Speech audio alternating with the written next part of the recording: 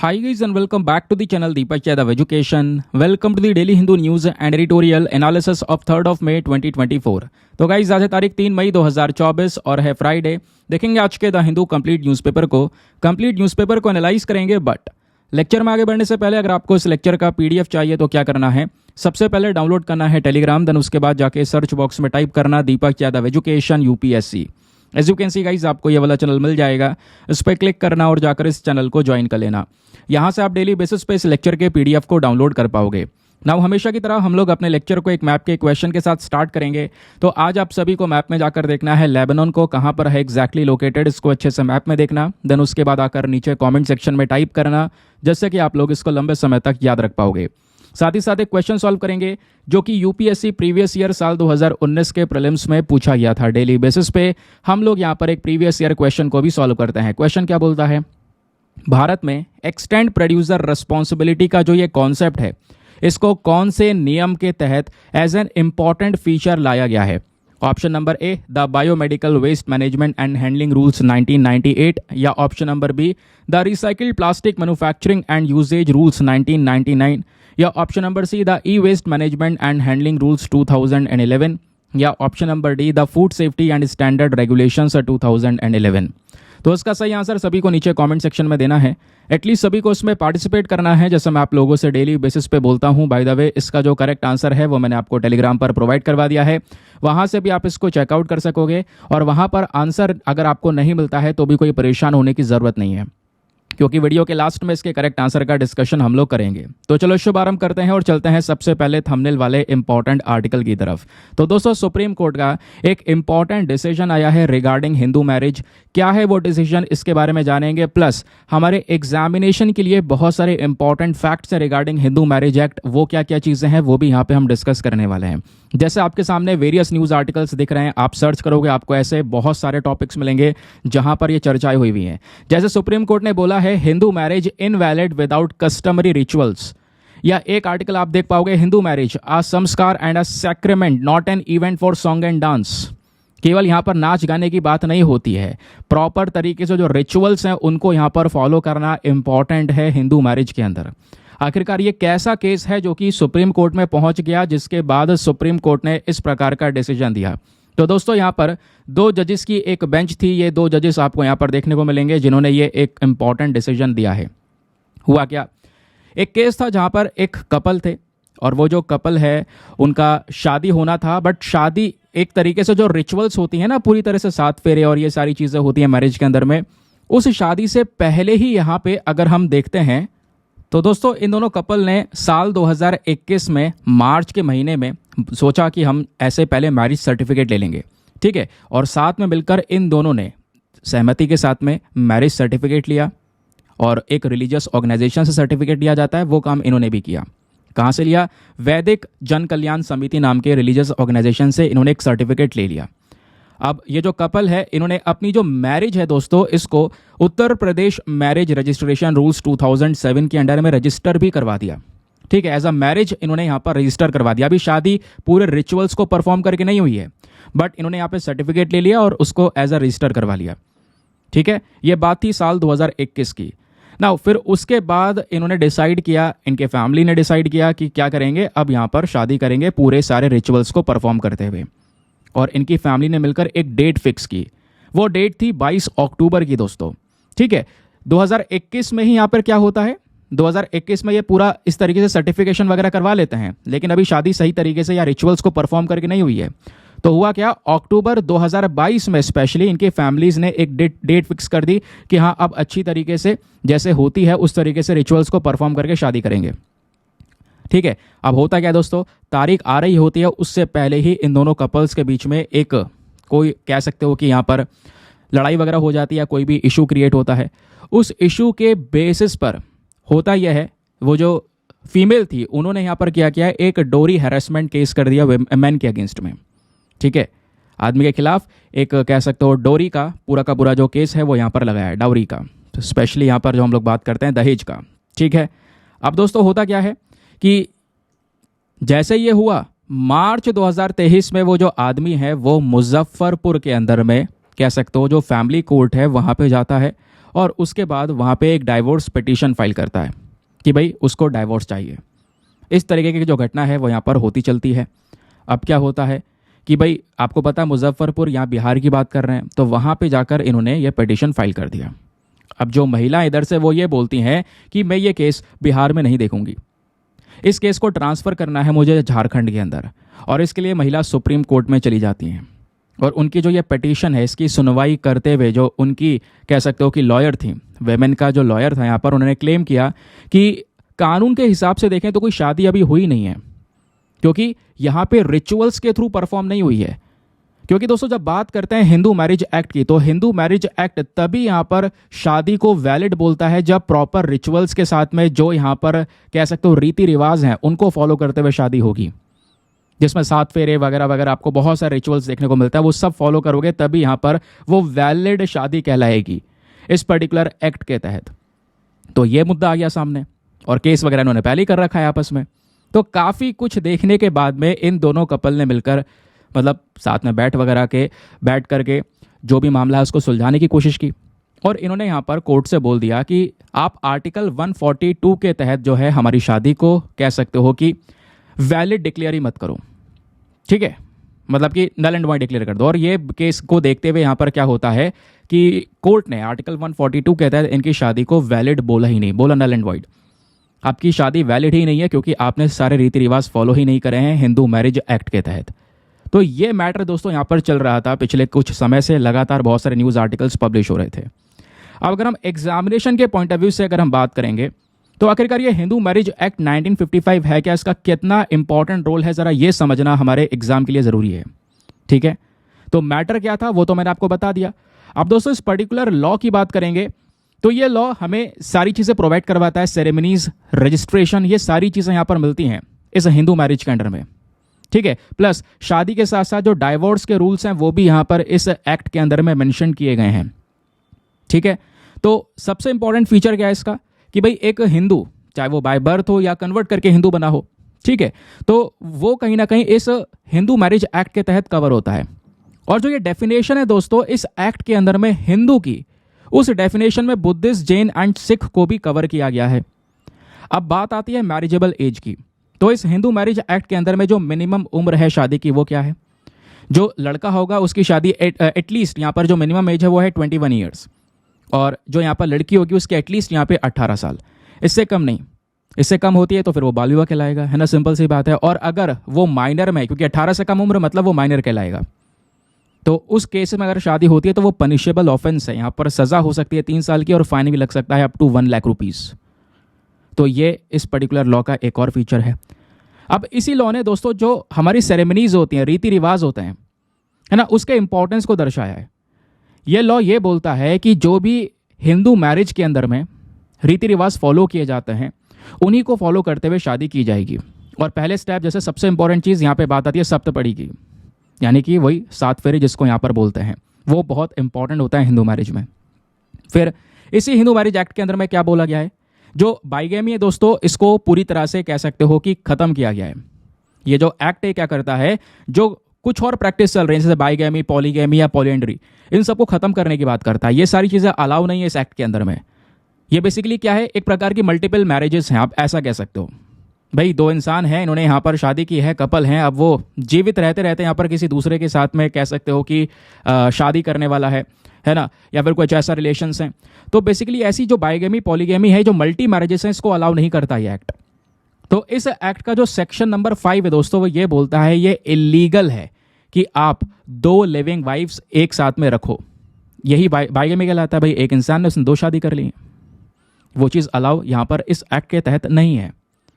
और अगर मान लो यहाँ पर एक जीवन साथी जीवित है ना, और जो दूसरा व्यक्ति है उसमें वो दोबारा शादी कर रहा है, तो दोस्तों यहाँ पर वो वॉइड कहलाएगी।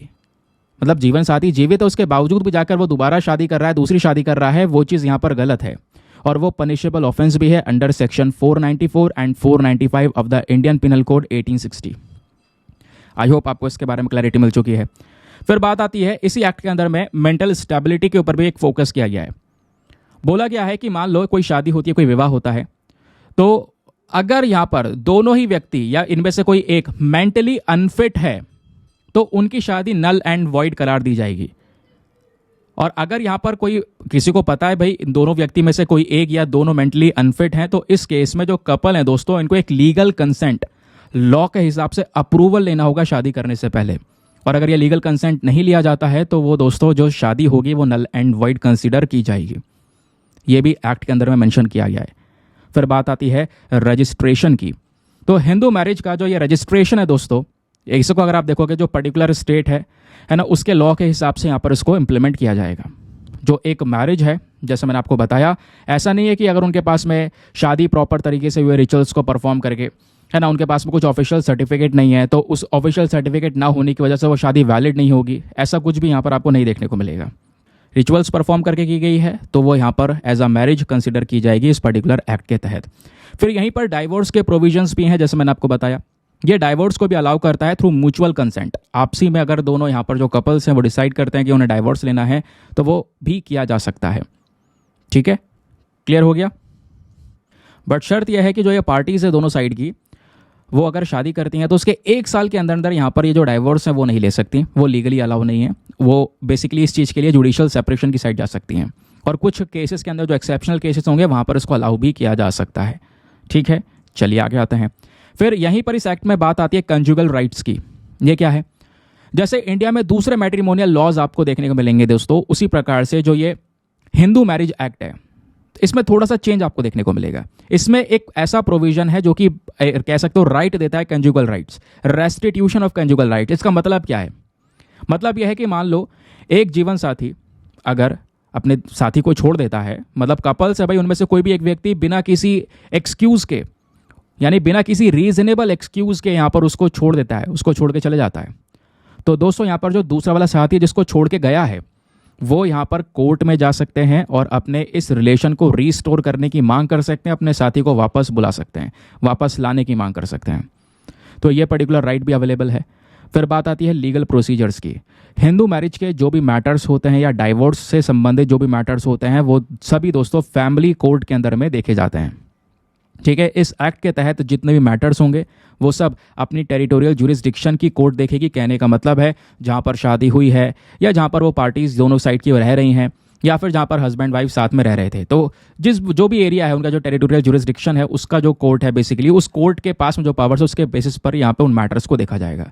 सिंपल हो गया। तो ये यहाँ पर हिंदू मैरिज एक्ट के बारे में प्लीज़ ध्यान रखिएगा, क्वेश्चन बन सकते हैं क्योंकि अभी हाल ही में काफ़ी ज़्यादा चर्चा में ये देखने को मिला है ना। आगे आते हैं। आगे बढ़ने से पहले एक इंपॉर्टेंट इन्फॉर्मेशन, अगर आप लोग हमारे पेड ग्रुप्स को ज्वाइन करना चाहते हो, आपके पास में बढ़िया मौका है इसको ज्वाइन करने का। यहाँ पर जैसे आप देख पाओगे आर्टिकल्स के पीछे बहुत सारा बैकग्राउंड डेटा है। ये सभी बैकग्राउंड डेटा दोस्तों आपको एक पीडीएफ में स्टोर करके दिया जाता है इस पूरे ग्रुप के अंदर में। और जो ये पीडीएफ होता है, ये पीडीएफ अगर आप देखोगे दोस्तों तो प्रिंटेबल फॉर्म के नोट्स होते हैं, यानी कि इसका प्रिंट आउट वगैरह भी निकलवा सकते हो। हिंदी इंग्लिश दोनों भाषाओं में होता है। ग्रुप में सारा कंटेंट सिक्योर होता है, इधर उधर भागने की जरूरत नहीं है, पीडीएफ इकट्ठे करने की जरूरत नहीं है। सब कुछ ग्रुप में सीक्वेंस वाइज तरीके से पड़ा हुआ है, डेट वाइज पड़ा हुआ है। किसी भी तारीख का पीडीएफ उठाओ, डाउनलोड करो, पढ़ो, डिलीट कर दो। अनलिमिटेड ऑप्शंस आपके पास में अवेलेबल है, आप बार बार डाउनलोड भी कर सकते हो, डिलीट भी कर सकते हो। ठीक है, तो इसलिए आपको स्टोरेज वगैरह का कोई दिक्कत नहीं आएगा। आप ग्रुप को ज्वाइन करने का जो फी पेमेंट है वो भी बहुत मिनिमम है, just 499 for the life time access. या जब तक आपका सिलेक्शन ना हो जाए तब तक आप 499 में ग्रुप को ज्वाइन करके रख सकते हैं।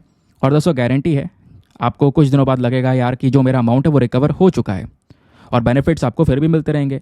अब ग्रुप को ज्वाइन करने के लिए क्या करना है, व्हाट्सएप पर जाना। यहाँ पर आपको एक नंबर दिया गया है 8534873368। इस नंबर पर मैसेज कर देना कि हाँ I want to join this group.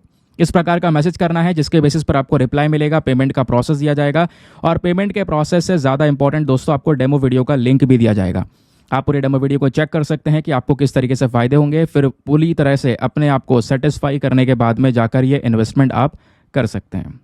बाकी दोस्तों प्लीज़ मेक श्योर क्या कीजिए, वीडियो पे यार जो लाइक का बटन है उसको प्रेस कर दिया करो। 5000 लाइक्स का हमारा टारगेट है जिसको आप सपोर्ट कर सकते हैं। चलिए आते हैं अगले आर्टिकल पर। आज के ही अखबार में पेज नंबर 1 पर एक और आर्टिकल प्रेजेंट है जो GS paper number 2 international relations के पॉइंट ऑफ व्यू से हमारे लिए बहुत इंपॉर्टेंट है।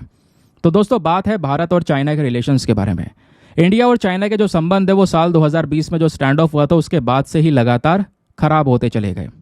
और अभी क्या हो रहा है दोस्तों, इंडिया जो है चाइना के खिलाफ एक प्रोटेस्ट रजिस्टर कर रहा है क्योंकि चाइना जो है पाकिस्तान ऑक्यूपाइड कश्मीर वाली घाटी में रोड कंस्ट्रक्शन कर रहा है। सैटेलाइट की कुछ इमेजेस आई हैं कि भाई जो चाइना है वो सक्सकम वैली के निचले हिस्से पर रोड बना रहा है। ये वो टेरिटरी है जो भारत की है। तो भारत ने अपना पूरी तरह से प्रोटेस्ट रजिस्टर किया है चाइना के इस इलीगल अटेम्प्ट के अगेंस्ट में कि भाई ये जो चाइना है ये गलत हरकत कर रहा है सक्सकम वैली में। अब ये सक्सकम वैली क्या है दोस्तों, पहले इसका लोकेशन देखना इंपॉर्टेंट है और एग्जामिनेशन में यहाँ से कोई क्वेश्चन बनता है तो वो प्रीलिम्स में बनेगा और डायरेक्टली आपसे लोकेशन ही पूछी जाएगी। एक बार पता है आपको नुब्रा वैली को लेकर क्वेश्चन पूछ लिया गया था या सियाचिन ग्लेशियर को लेकर क्वेश्चन पूछ लिया गया था। तो प्लीज़ इसको ध्यान रखिएगा। ये जो पर्टिकुलर मैप है दोस्तों, ये वाला जो पोर्शन है वैसे ये सारी की सारी टेरिटरी भारत की है अगर हम देखें, लेकिन ये जो अक्साई चीन वाला रीजन है इसको चाइना ने इलीगल तरीके से कब्जा रखा है। इधर पाकिस्तान ऑक्यूपाइड कश्मीर वाला रीजन जो है ये पाकिस्तान ने इलीगल तरीके से कब्जा रखा है पाकिस्तान के अंडर में। लेकिन ऊपर के जो छोटे छोटे पोर्शन आपको दिख रहे हैं ये है सियाचिन ग्लेशियर। उसके अलावा दोस्तों ये जो ब्लैक कलर का पोर्शन आपको दिख रहा है बराबर में ये है सक्सकम वैली। अब ये वैली ये पोर्शन सब इंडिया का है, लेकिन दोस्तों होता यह है कि इस सक्सकम वैली को पाकिस्तान ने चाइना को गिफ्ट कर दिया। कब? 1963 में एक एग्रीमेंट हुआ चाइना और पाकिस्तान के बीच में, जिसके बेसिस पर उन्होंने ये सक्सकम वैली चाइना को दे दी। ऊपर चाइना ही तो है, वो क्या कर रहे हैं यहाँ पे निचले हिस्से में रोड बना रहे हैं। यही चीज़ हमने सैटेलाइट के थ्रू देखी है। इंडिया बोलता है भैया ये जो एग्रीमेंट आपके बीच में हुआ है वो हम थोड़ा ना एक्सेप्ट करते हैं, तो टेरिटरी तो हमारी है, आप ये कैसे कर सकते हो? क्योंकि जो सक्सकम वैली है दोस्तों is a part of the territory of India, और हमने कभी भी जो चाइना पाकिस्तान के बीच में बाउंड्री एग्रीमेंट हुआ है 1963 में, इसको हमने कभी एक्सेप्ट ही नहीं किया। भाई जिस एग्रीमेंट के तहत पाकिस्तान ने चाइना को गिफ्ट दे दी वो वैली, वो हमने एग्रीमेंट कभी एक्सेप्ट नहीं किया। तो हम इस पर्टिकुलर सिचुएशन को भी रिजेक्ट करते हैं जो भी यहाँ पर चाइना कर रहा है, और हमने अपना प्रोटेस्ट भी रजिस्टर कर लिया है चाइना के इस इलीगल अटेम्प्ट के अगेंस्ट में, और हम सारे स्टेप्स उठाएंगे अपने इस ज़मीन को बचाने के लिए। और सक्सकम वैली मैं आपको बता चुका हूँ पाकिस्तान ऑक्यूपाइड कश्मीर का हिस्सा है, जिसको 1963 में पाकिस्तान ने चाइना को दे दिया, जो इंडिया चाइना की वॉर हुई थी उसके बाद। हाल ही में कुछ सैटेलाइट की पिक्चर्स आई हैं जिसने ये दिखाया कि चाइना एक रोड बना रहा है सक्सकम वैली के निचले हिस्से में, और ये हमारे लिए एक कंसर्निंग सिचुएशन है। जबकि आप देखोगे भारत चाइना के रिलेशंस इतने अच्छे नहीं है। 2020 में जो स्टैंड ऑफ स्टार्ट हुआ था उसके बाद से संबंध लगातार खराब होते हुए चले हैं। तो बस इस आर्टिकल में कुछ और ज़्यादा एक्सपैंड करके पढ़ने की ज़रूरत नहीं है, कुछ बेसिक चीज़ वो था लोकेशन, इसको प्लीज़ ध्यान रखिएगा। चलिए आगे आते हैं नेक्स्ट आर्टिकल पर। अगला आर्टिकल एग्जाम के लिए बहुत इंपॉर्टेंट है, specially for the GS paper number 2 polity. आज के अखबार में पेज नंबर 4 पर प्रेजेंट है। बात हो रही है सुप्रीम कोर्ट ने, अगेन सुप्रीम कोर्ट का स्टेटमेंट है तो रेलिवेंट है। सुप्रीम कोर्ट ने बोला है POCSO acts objectives can not be ignored. दोस्तों हमारे पास में एक एक्ट है जिसका नाम है POCSO, protection of children from sexual offences. बच्चों को सेक्सुअल ऑफेंस से बचाने के लिए यहाँ पर दोस्तों एक एक्ट है, या किसी बच्चे के साथ में ये कोई भी कह सकते हो कि सेक्सुअली हरासमेंट ना हो, है ना, उसको यहाँ पर सेक्सुअली कोई परेशान ना करे, उसके प्रोटेक्शन के लिए पर्टिकुलर लॉ हमारे पास में ये एक्ट प्रेजेंट है। सुप्रीम कोर्ट बोलता है भैया इसके उद्देश्यों को हम इग्नोर नहीं कर सकते, क्योंकि आज के समय पर पोक्सो के अंदर में बहुत सारी समस्याएं नजर आ रही हैं जिसको तुरंत रिजॉल्व करना हमारी सबसे बड़ी आवश्यकता है। तो हुआ क्या, सुप्रीम कोर्ट ने थर्सडे यानी कल के दिन की बात हो रही है, इन्होंने बोला जो protection of children from sexual offence act है दोस्तों, आप इसको इग्नोर नहीं कर सकते, हल्के में नहीं ले सकते इसके ऑब्जेक्टिव्स को, क्योंकि सिचुएशन अभी भी वॉर्स कंडीशन में है। ठीक है, क्योंकि यहां पर कई सारे केसेस हुए हैं जहां पर चीजों को इग्नोर कर दिया गया। कोर्ट यहां पर यह बोलता है, एक केस है, देखो कोर्ट ने ये सारी चीजें क्यों यहां पर प्रस्तुत की हैं, क्योंकि एक पुराना केस है जिसको यहां पर अभी लाइट में लेकर आया गया है। एक केस डील किया गया जहां पर 14 साल की एक बच्ची के साथ में रेप हुआ, किडनैप किया गया था उसे वेस्ट बंगाल के अंदर में। फिर उस बच्ची की मां ने यहां पर क्या किया, एफआईआर को रजिस्टर करवाया, यह केस यहां पर आया। अब ये केस देखने के बाद में दोस्तों ये केस वैसे पुराना हो चुका था। अभी क्या होता है, बोला जा रहा है इस आर्टिकल के अंदर में कि वो बच्ची उस समय पर 14 ईयर्स की थी, है ना, उस इंसिडेंट के समय पर, तो उसको अपॉर्चुनिटी नहीं मिली इस समय पर, मतलब इतना सब कुछ दिखाने की या बताने की। अब क्या हो रहा है, उसको फोर्स किया जा रहा है कि वो उसी व्यक्ति के साथ में रहे जिसने यहां पर उसके साथ में ये किया, ये फोर्स हो रहा है। और सुप्रीम कोर्ट बोलता है यही केसेस हमारे सामने आ रहे हैं और ऐसा होता है बहुत सारी जगह पर, लेकिन सामने बात निकल कर नहीं आती या कोर्ट तक नहीं पहुंच पाती कि भाई यहां पर जिसने रेप किया है उसी के साथ में शादी करवा दी जा रही है। तो भाई जो पोक्सो एक्ट है ये किस लिए है? यही तो आपको जस्टिस दिलवाने के लिए है। तो जो पोक्सो के ऑब्जेक्टिव्स है इसको आप बिल्कुल भी इग्नोर नहीं कर सकते। कई सारी जगह पर इग्नोर किया गया है, ऐसे शादियां हुई हैं। तो क्या उसके बाद क्या साबित होता है कि वो जो लड़की है वो सुरक्षित रहेगी आगे अगर आप शादी कर देते हो ज़बरदस्ती, या उसको जस्टिस दिलवाने के ऊपर फोकस करोगे? ये बात यहां पर बताई जा रही है आर्टिकल में। अब थोड़ा सा अगर हम देखें तो ये पोक्सो एक्ट एग्जैक्टली है क्या, ये दोस्तों आपने प्लीज़ ज़रा ध्यान से पढ़ना, पता होना चाहिए। बहुत आर्टिकल्स आए हुए हैं पिछले कुछ समय पर, एडिटोरियल्स भी अक्सर पब्लिश होते रहते हैं। ये जो प्रॉपर एक्ट है दोस्तों ये लाया गया था 14 नवंबर 2012 में। इसको लाया गया था क्योंकि इंडिया ने United nation convention on the rights of the child 1992 का जो ये कन्वेंशन था इसको अप्रूवल दे दिया था, इसको एक्सेप्ट किया था।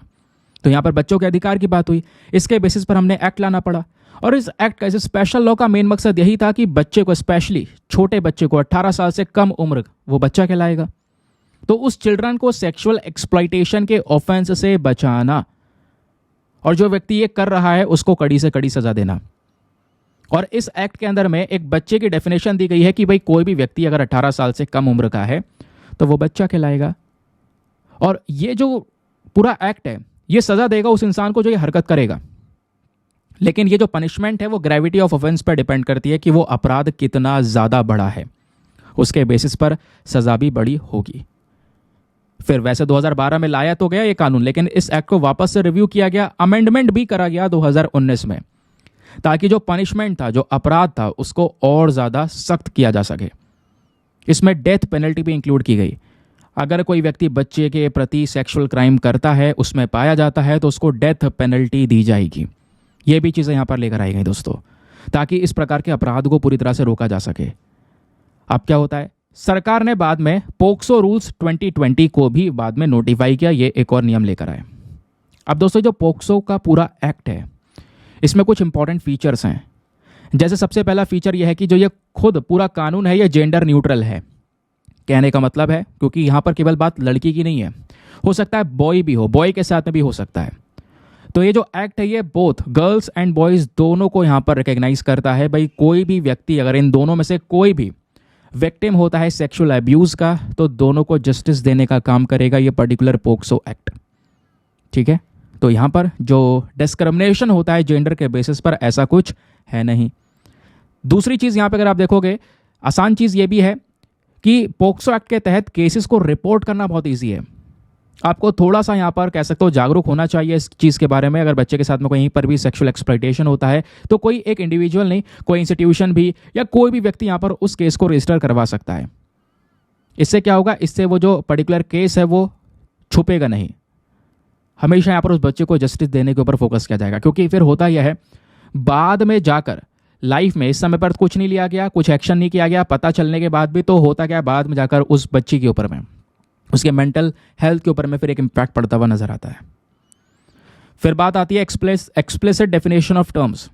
यहाँ पे बोला जा रहा है, जो एक चीज़ और ऐड कर दी गई इस एक्ट में बाद में, जो चाइल्ड पोर्नोग्राफी होती है उसका स्टोरेज करना एक नया अपराध आया। भाई आप इसको स्टोर नहीं कर सकते, शेयर नहीं कर सकते, आप सर्च भी नहीं कर सकते, सीधा यहाँ पर ये आप एक अपराध कर रहे हो, एक बहुत बड़ा अपराध कर रहे हो, पकड़े जाओगे। देन उसके बाद में जो ये सेक्सुअल एसॉल्ट का ऑफेंस है दोस्तों, यहाँ पर इसको भी लाया गया, इसको भी यहाँ पर डिफाइन किया गया। इसमें भी जो पनिशमेंट है उसको और ज़्यादा बदतर किया गया, सख्त किया गया। तो इस तरीके से यहाँ पर कुछ बदलाव हुए पोक्सो एक्ट में। इसके इंपॉर्टेंट फीचर्स मैंने आपको बताए, लेकिन उसके बावजूद भी क्या ये कंडीशंस रुक रही हैं? नहीं, केसेस सामने आते रहते हैं।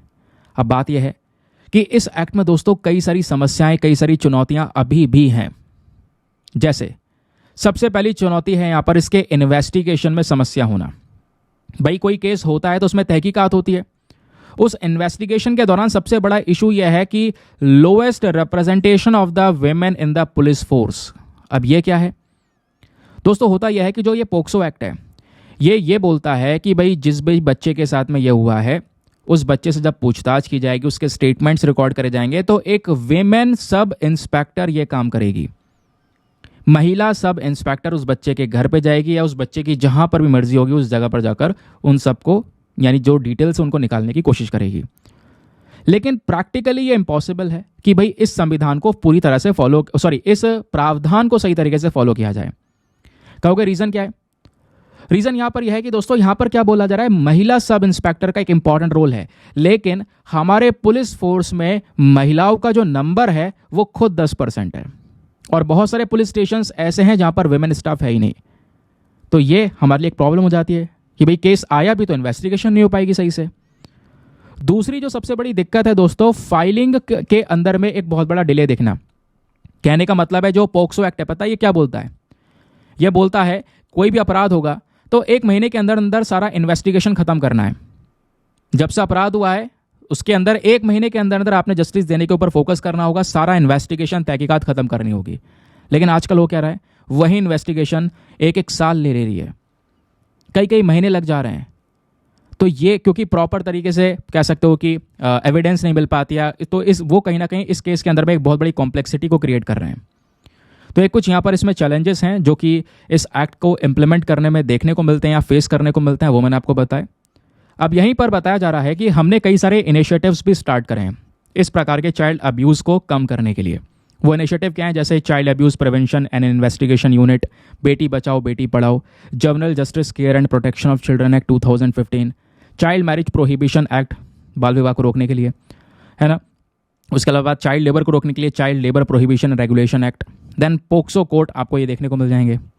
ये कुछ वो स्टेप्स है जो कि चाइल्ड अब्यूज़ को कंट्रोल करने के लिए स्टार्ट करेगा। ये इनिशिएटिव इसलिए मेंशन करे गए, कई बार मेंस में डायरेक्टली आपसे इनिशिएटिव पूछ लिए जाते हैं कि भाई ये टॉपिक एक्सप्लेन करो और इससे संबंधित कौन कौन से इनिशिएटिव्स हैं उसके नाम लिखो, तो पता होने चाहिए। चलिए आगे आते हैं नेक्स्ट आर्टिकल पर। आज के अखबार में पेज नंबर 12 पर ये आर्टिकल प्रेजेंट है जिसको आप जीएस पेपर नंबर 3 इकोनॉमी के साथ में लिंक कर पाओगे। मैं आपको पहले ही बोल चुका हूँ, जैसे जैसे महीना खत्म होता है एक नए महीने की शुरुआत होती है तो पुराने महीने का डेटा सारा का सारा सामने आने लगता है। भाई टैक्स का कलेक्शन कितना हुआ, महंगाई कितनी थी, इंडस्ट्रीज़ कितनी ग्रो की, और वो आईआईपी इंडेक्स आता है। उसी प्रकार से पीएमआई भी इंडेक्स आता है। पीएमआई मतलब यह है परचेजिंग मैनेजर्स इंडेक्स। तो अप्रैल के महीने का जो परचेजिंग मैनेजर इंडेक्स आया है दोस्तों, उसके तहत बताया गया है कि हमारे देश में जो मैन्युफैक्चरिंग सेक्टर है ये अप्रैल के महीने में ये अप्रैल के महीने में जो है ना काफ़ी तेज़ी से ग्रो हुआ है। सेकंड बेस्ट गेन हमें अप्रैल में देखने को मिला है पिछले 42 महीनों के अंदर, ये यहाँ पर बताया गया। यानी लास्ट 42 मंथ्स को अगर हम देखें तो उन लास्ट 42 मंथ्स में अगर आप देखते हो तो अब की बार अप्रैल 2024 का ये वो पर्टिकुलर टाइम पीरियड है जिसमें सेकंड यानी दूसरी बार सबसे बढ़िया गेन हुआ है मैन्युफैक्चरिंग सेक्टर के रिस्पेक्ट में। तो कहने का मतलब है जो ये परचेजिंग मैनेजर इंडेक्स है ये क्या दर्शाता है? ये हमारे देश की मैन्युफैक्चरिंग सेक्टर को दर्शाता है एक पर्टिकुलर टाइम पीरियड के अंदर। यानी हर महीने ये इंडेक्स आता है और वो दर्शाता है भैया इस महीने मैन्युफैक्चरिंग सेक्टर किस प्रकार से ग्रो किया है। समझ गए? अब चलिए, ये मैन्युफैक्चरिंग के लिए भी आता है, उसी प्रकार से सर्विसेज सेक्टर के लिए भी आता है कि सर्विस सेक्टर में किस प्रकार की ग्रोथ हुई है। अब मैं आपको डायरेक्टली बताता हूँ ये जो परचेजिंग मैनेजर इंडेक्स है क्या है, कौन इसको तैयार करता है। ये बेसिक डेटा क्वेश्चन अगर एग्जामिनेशन में बना तो वो यहीं से बनेगा, यहाँ के अलावा कहीं से नहीं बनेगा। तो दोस्तों जो इंडेक्स है एक प्रकार का सर्वे बेस्ड मेजर है। यहाँ पर सर्वे किया जाता है, अलग अलग कंपनीज में जाकर पूछा जाता है, इंडस्ट्रीज में जाकर पूछा जाता है, उनके रिकॉर्ड्स लिए जाते हैं कि भैया पिछले महीने आपकी मैन्युफैक्चरिंग कैसी थी, इस महीने मैन्युफैक्चरिंग कैसी है, पिछले महीने के कंपैरिजन में आपकी बार बढ़ोतरी हुई है या गिरावट हुई है। समझ गए? तो वो इस इंडेक्स में रिकॉर्ड कर लिया जाता है। तो इस इंडेक्स का मेन पर्पस क्या है? मेन पर्पस है कि भाई हमारे देश की जो बिजनेस कंडीशंस हैं किस लेवल पर चल रही हैं और भविष्य क्या है उसको लेकर एक इंफॉर्मेशन प्रोवाइड करवाना। ठीक है दोस्तों, ये जो इंडेक्स है ये मैन्युफैक्चरिंग सेक्टर के लिए तो आता ही है, लेकिन सर्विस सेक्टर के लिए अलग, इसलिए सेपरेट यहाँ पर दोनों सेक्टर्स के लिए रिलीज किया जाता है। और जब ये इंडेक्स आता है तो इसमें नंबर दिया जाता है 0 से लेकर 100 के बीच में। कहने का मतलब है किसी पर्टिकुलर महीने में जो पीएमआई का इंडेक्स है वो 50 रहा, तो 50 का मतलब यहाँ पर क्या होता है दोस्तों कि भाई कोई भी बदलाव नहीं हुआ है, जैसे पहले था वैसे चल रहा है। और ये अगर 50 से कम हो जाए मतलब कि इंडस्ट्रीज कम ग्रो की हैं, मैन्युफैक्चरिंग कम हुई है। 50 से ऊपर पहुंच जाए तो यहाँ पर बड़ी है, सिंपल सी बात है। और मान लो 2 महीने का है, किसी महीने में 55 है, किसी महीने में 57 आ जाता है, तो 57 वाले यानी कि पिछले महीने के कंपैरिजन में अब की बार मैन्युफैक्चरिंग बढ़ी है। सिंपल है ये, ठीक है। और ध्यान रखिएगा ये जो पर्टिकुलर इंडेक्स है ये ज़्यादातर मंथ के स्टार्टिंग में ही रिलीज़ किया जाता है। जैसा अभी मई का महीना है, आज 3 तारीख तो है, तो स्टार्टिंग में रिलीज़ हो गया पता चल गया हमें अप्रैल के महीने में क्या वो सिचुएशन थी मैन्युफैक्चरिंग सेक्टर को लेकर। क्लियर। अब दोस्तों इस इंडेक्स को तैयार कौन करता है? तो इस पीएमआई को कंपाइल करने का काम आईएचएस मार्केट का है, और आईएचएस मार्केट खुद एक ग्लोबल लीडर कंपनी तौर पर देखने को मिलेगी इंफॉर्मेशन एनालिटिक्स सॉल्यूशन के मामले में, जो कि 40 से ज़्यादा अलग अलग देशों के लिए इस प्रकार का पीएमआई वो तैयार करते हैं। और जो आईएचएस मार्केट है दोस्तों, ये खुद एस&पी ग्लोबल का हिस्सा है। अब सवाल यहाँ पर यह आता है कि जो ये परचेजिंग मैनेजर इंडेक्स है, इसका इंपॉर्टेंस क्या है, क्यों हम लेकर आ रहे हैं? कुछ और दूसरे डेटा से देख लें भैया। तो दोस्तों जो पीएमआई है, इसको सबसे ज़्यादा यहाँ पर फॉलो किया जाता है। क्यों? क्योंकि इससे हमारे इकोनॉमिक ग्रोथ का एक पर्टिकुलर जो अंदाज़ा है वो लगता है। जनरली बेसिस पर अगर आप देखोगे, अगर परचेजिंग मैनेजर इंडेक्स बहुत ज़्यादा हाई है तो मतलब हमारी इकोनॉमी में एक पॉजिटिव साइन दिख रहा है कि भैया मैन्युफैक्चरिंग बढ़ रही है ना, इकोनॉमिक ग्रोथ बढ़ रही है। और अगर ये लो है तो एक नेगेटिव साइन है, भैया मैन्युफैक्चरिंग सेक्टर डाउन है, सर्विस सेक्टर डाउन है, स्ट्रगल कर रहा है सेक्टर, है ना, इकोनॉमी डाउन होगी। समझ गए? तो ये बेसिकली इसका एक इंपॉर्टेंस के तौर पर आप देख सकते हैं। चलिए, एक और न्यूज़ आर्टिकल आज के अखबार में पेज नंबर 12 पर प्रेजेंट है अगेन, जिसको आप जीएस पेपर नंबर 3 इकोनॉमी से दोबारा लिंक करोगे।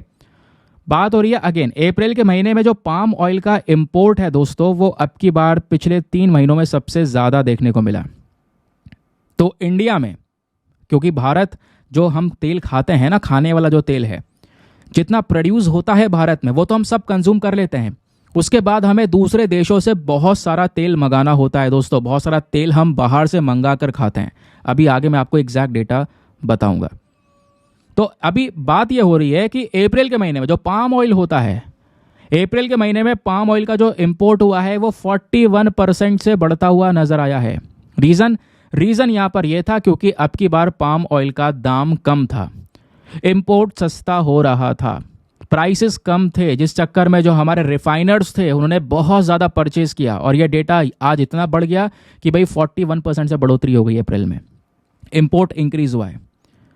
अब क्या ये आर्टिकल आपको एग्जाम में सीधा हेल्प करेगा? कभी नहीं हेल्प करेगा यार। अगर यहाँ पे कुछ पढ़ना है एग्जामिनेशन के लिए तो आपको थोड़ा सा पाम ऑयल और उसके बारे में पता होना चाहिए। पाम ऑयल की इंडस्ट्री कहाँ पर है दुनिया में, किस लेवल पर यहाँ पर चल रही है, ये बेसिक चीज़ें पता होनी चाहिए। तो दोस्तों ये जो पाम ऑयल है ये एक प्रकार का एडिबल वेजिटेबल ऑयल यानी खाने वाला तेल है, जिसको हम सब्जी वगैरह में यूज़ करते हैं। ये एक इस तरह का जो फ्रूट होता है, रेडिश पल्प, ठीक है, ऑयल पाम का एक फ्रूट होता है, इससे यहाँ पर ये तेल निकाला जाता है। इसका यूज़ होता है कुकिंग ऑयल में, कॉस्मेटिक्स में, फूड में, केक, चॉकलेट, सोप, शैम्पू या क्लीनिंग प्रोडक्ट्स जो हैं सभी जगह में यहाँ पर इसका यूज़ होता है। जो ये कच्चा पाम ऑयल है दोस्तों, यहाँ पे अगर आप देखोगे इसका यूज़ बायोडीजल को बनाने में भी होता है। जब बायोडीजल बनता है तो उसको ग्रीन डीजल का टैग दिया जाता है क्योंकि इससे पोल्यूशन नहीं होगा। फिर बात है प्रोडक्शन की, तो उत्पादन के मामले में दुनिया में 2 सबसे बड़े देश हैं, वो है इंडोनेशिया एंड मलेशिया। ये दोनों देश इतने ज़्यादा बड़े हैं पाम ऑयल के मामले में कि दुनिया में जितना भी पाम ऑयल का प्रोडक्शन होता है उसका 90% उत्पादन केवल इन दोनों देशों से ही होता है, जिसमें से इंडोनेशिया सबसे ज़्यादा प्रोड्यूस करता है। इमेजिन करो 2021 का डेटा है, इंडोनेशिया ने अकेले 45 मिलियन टन के आसपास प्रोडक्शन किया था पाम ऑयल का। लेकिन यही पाम ऑयल की इंडस्ट्री कई सारी समस्याओं से भी गुजरती है। जैसे कई बार ये इंडस्ट्री क्रिटिसिज्म में रही है क्योंकि इसमें बहुत सारे पेड़ वगैरह काटने पड़ते हैं, जो लेबर प्रैक्टिस है बहुत ज़्यादा लगती है, लेबर के साथ में सही व्यवहार नहीं होता है, कॉलोनियल एरा की याद दिलाता है, जैसे अंग्रेज़ क्या कर रहे थे लोगों के साथ में, है ना। बाकी जो ये पाम ऑयल है दोस्तों, इसको बोला जाता है ये ना, अगर आप देखोगे इनएक्सपेंसिव है, और जो ये ऑयल पाम्स हैं ये ज़्यादा ऑयल प्रोड्यूस करता है पर हेक्टेयर के हिसाब से। होता क्या है, जब ये पाम ऑयल सस्ता मिलता है तो दूसरे ऑयल का कंजम्पशन बहुत कम हो जाता है, दूसरे ऑयल की बिक्री कम होती है, दूसरे ऑयल की इंडस्ट्री डाउन होने लगती है। अब बात ये भी है कि दोस्तों ये जो पाम ऑयल है ये ग्लोबल सप्लाई चेन के लिए कितना ज़्यादा इंपॉर्टेंट है। जैसे मैंने आपको बताया, जो पाम ऑयल है दुनिया का सबसे ज़्यादा यूज़ किया जाने वाला वेजिटेबल ऑयल है। दुनिया में इसका प्रोडक्शन बहुत बड़े लेवल पर होता है। रॉयटर्स की रिपोर्ट के अकॉर्डिंग बताया जा रहा है कि जो पाम ऑयल है दोस्तों, ये कहीं ना कहीं 40% ग्लोबल सप्लाई के अंदर में कंट्रीब्यूशन देता है। होता यह है कि जब हम लोग बात करते हैं एडिबल ऑयल्स की, खाने वाले तेल की, तो 4 प्रकार के तेल सबसे ज़्यादा यहाँ पर दुनिया में बिकते हैं। पाम ऑयल नंबर 1 पर है, सेकंड सोयाबीन है, देन है rapeseed and then sunflower oil. और इंडोनेशिया सबसे ज़्यादा पाम ऑयल को ही एक्सपोर्ट करता है पूरे दुनिया में। अब बात है स्टेटस ऑफ इंडिया। यानी पाम ऑयल का जो इंपोर्ट हो रहा है भारत में, उसको लेकर भारत के अंदर क्या स्थिति है। तो दोस्तों इंडिया, वैसे हमने इंडोनेशिया मलेशिया की बात करी, सबसे बड़े प्रोड्यूसर हैं, एक्सपोर्टर हैं, उसी प्रकार से भारत एक बहुत बड़ा इंपोर्टर है पाम ऑयल का। हम उसको परचेज करते हैं। हमारा जो वेजिटेबल ऑयल का कंजम्पशन है उसका 40% दोस्तों पाम ऑयल ही यहाँ पर कंज्यूम कर लेता है। हमारी आधी से ज़्यादा ज़रूरत इंडोनेशिया से पूरी हो रही है। साल की आधी से ज़्यादा ज़रूरत इंडोनेशिया से हम पाम ऑयल मंगा कर पूरा कर रहे हैं। अभी वैसे भारत ने भी अपना एक मिशन स्टार्ट किया है, national mission on edible oil palm, ताकि इंडिया में पाम ऑयल का प्रोडक्शन बढ़ाया जा सके। बट अभी बहुत टाइम लगेगा इसको आगे बढ़ाने में। तो आपसे क्वेश्चन बन सकता है दोस्तों, तो प्लीज़ इसको ध्यान रखिएगा। जैसे 2018 में एक बार क्वेश्चन पूछ लिया गया था कि जो quantity of imported edible oil है is more than the domestic production of edible oils in the last 5 years. यहाँ पे बोला यह जा रहा है कि बताओ भैया, दो स्टेटमेंट है, दोनों में से कौन सा सही है। पहला स्टेटमेंट बोलता है जो इंपोर्टेड एडिबल ऑयल जो हम इंपोर्ट कर रहे हैं वो हमारे डोमेस्टिक प्रोडक्शन से ज़्यादा है। ये सही बात है। अभी तो मैंने आपको ये बताया ही कि हम प्रोड्यूस तो कर रहे हैं, प्रोड्यूस करने के बाद भी क्या होता है, हमें इंपोर्ट करना पड़ता है दुनिया भर के देशों से, क्योंकि हमारा तेल का कंजम्पशन बहुत ज़्यादा है। तो पहला स्टेटमेंट सही है। दूसरा स्टेटमेंट गलत है कि government does not impose any custom duty on all imported edible oils as a special case. भाई ऐसा नहीं है, एज अ स्पेशल केस के तौर पर गवर्नमेंट इम्पोज कर सकती है, लागू कर सकती है कोई कस्टम ड्यूटी उसको लगाना है तो यहाँ पर सेकंड केस खत्म हो जाता है, पहला केस सही है। That is why option number A 1 only is the correct answer. चलिए आगे आते हैं। नाउ फाइनली आता है हमारा एडिटोरियल डिस्कशन। एक बहुत इंपॉर्टेंट एडिटोरियल है आज के न्यूज़पेपर का, जिसको कवर करना हमारे लिए बहुत ही ज़्यादा ज़रूरी है।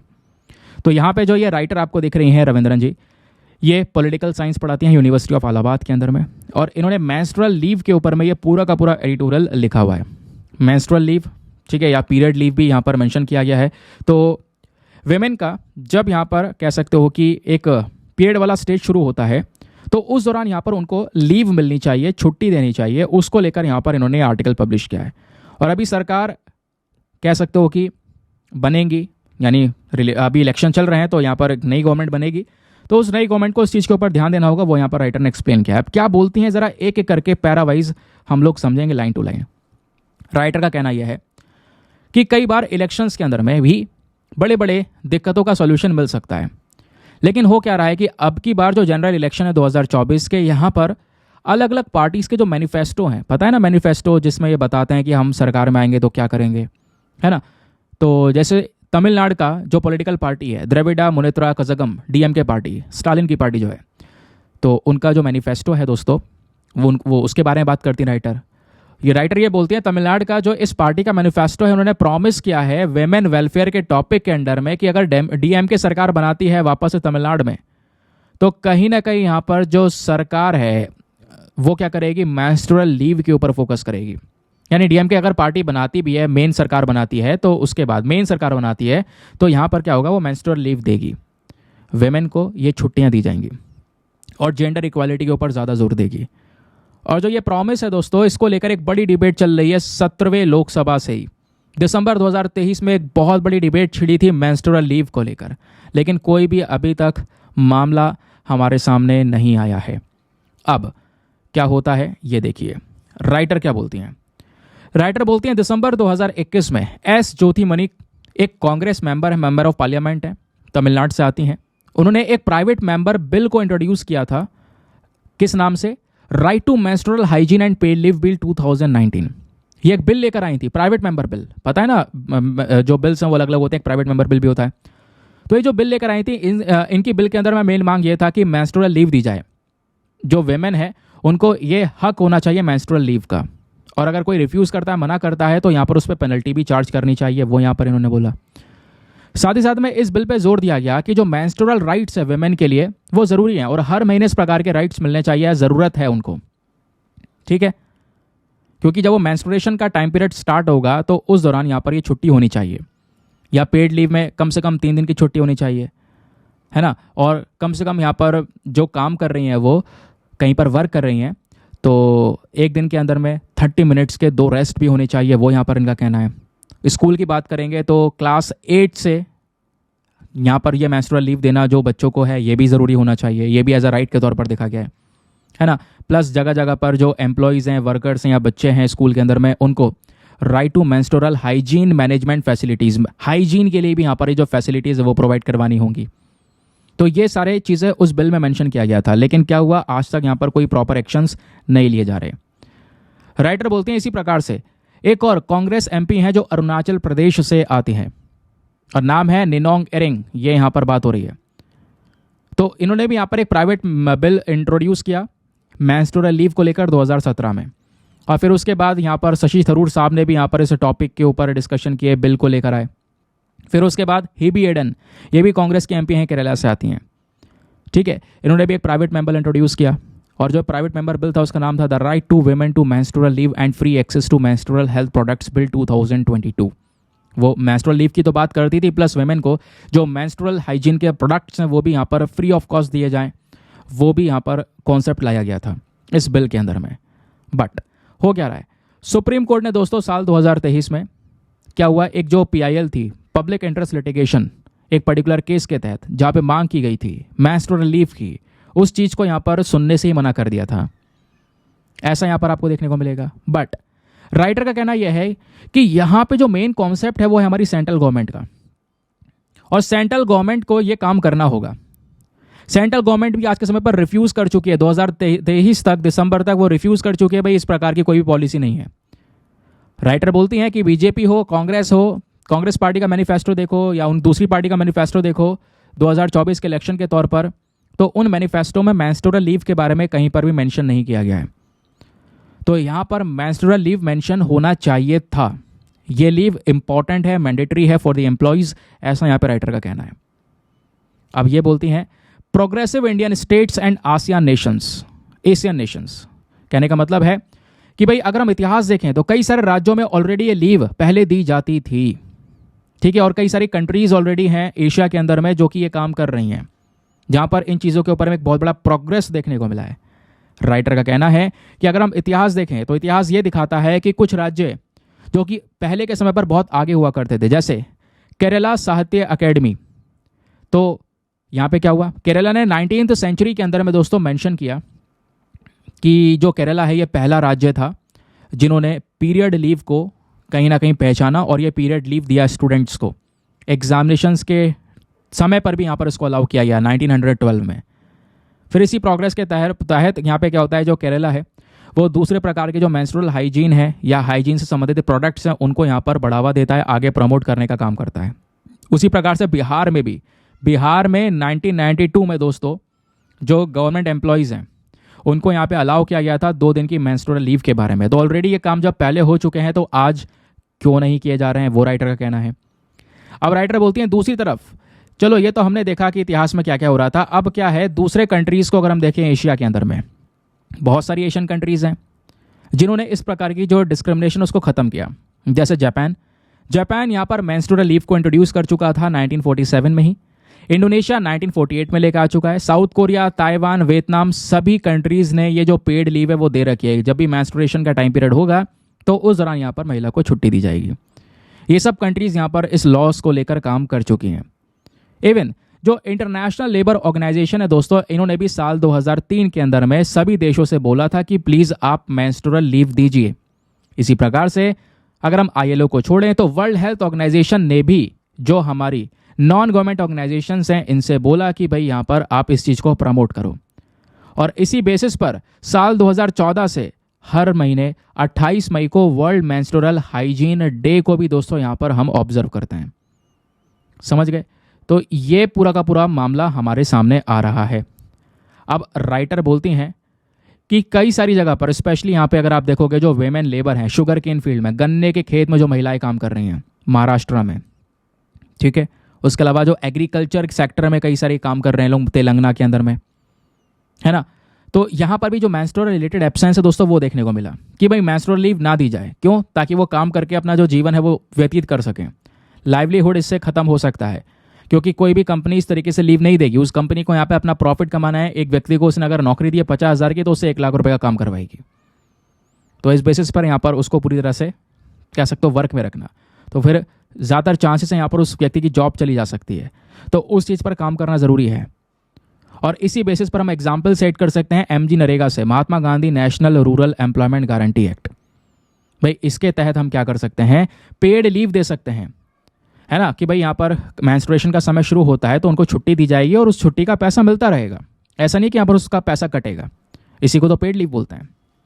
तो राइटर बोलती हैं भाई जैसे जैसे हमारे गिग वर्कर प्लेटफॉर्म है, स्विगी है, जोमेटो है, इन्होंने भी ये कदम उठाया, वैसे ही यहाँ पर हमारी जो गवर्नमेंट स्कीम्स है उनमें भी सब काम करना चाहिए, गवर्नमेंट एम्प्लॉयज़ के लिए करना चाहिए और स्कूल के बच्चों के लिए भी ये कदम उठाना ज़रूरी है।